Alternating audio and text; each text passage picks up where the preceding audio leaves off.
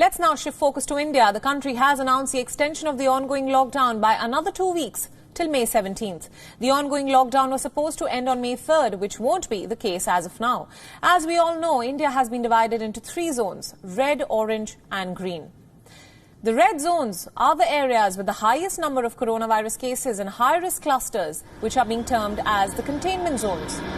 These zones are the biggest challenge in the country's COVID-19 battle, and the government has imposed its maximum restrictions in these areas. So activities of all sorts are banned in these zones. And then there are certain activities that will be banned across all zones. For instance, travel by train, metro and air will remain completely suspended for now. All non-essential activities will be strictly prohibited from 7 p.m. to 7 a.m. Needless to say, the hospitality industry will continue to reel as they remain closed. So will the educational institutes, cinema halls, malls, sports complexes and all religious places. Beyond the containment zones, some relaxations have been given in the 3 zones. Starting with the relaxations in the red zones to people outside the containment area.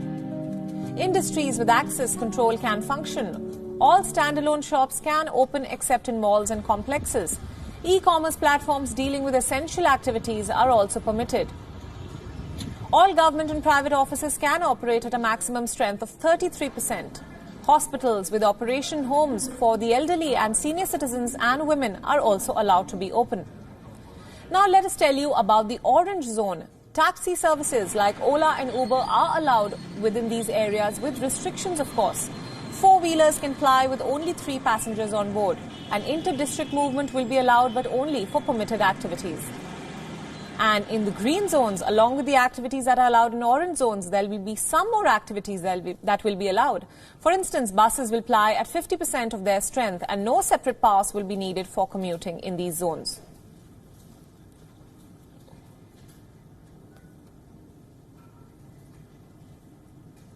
Let's now shift focus to Pakistan. A major controversy has emerged in the country when a news channel in Pakistan reported that the cabinet had decided to include an Ahmadi representative as a non-Muslim member in the Minority Commission in Pakistan.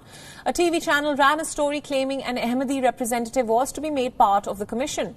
Following the story, radical Islamists took to Twitter and started posting against the decision and even sparked hateful social media campaigns targeting the minority Ahmadi community.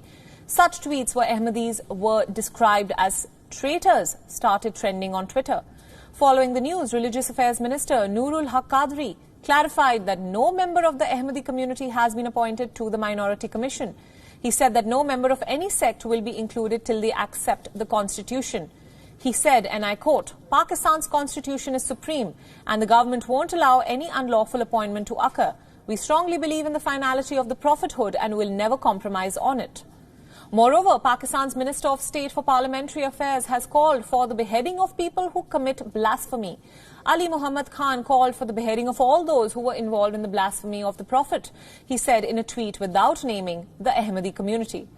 Earlier, the Federal Cabinet has approved in principle the inclusion of Ahmadis in the National Commission for Minorities on the direction of Prime Minister Imran Khan and directed the Ministry of Religious Affairs to reconstitute the National Commission for Minorities. The Cabinet had considered the summary titled Reconstitution of National Commission for Minorities dated April 15, 2020, which was submitted by the Religious Affairs Division and approved the constitution of the Commission in principle. This after the Supreme Court in Pakistan had ordered the government to form a national council to protect the rights and places of worship of minorities in February 2020. The Ahmadi community of Pakistan has not been included in the Commission since the year 1974. When the community was declared non-Muslim by the then Pakistani People's Party or PPP government. नहीं फिर एक नजर यहाँ मार लें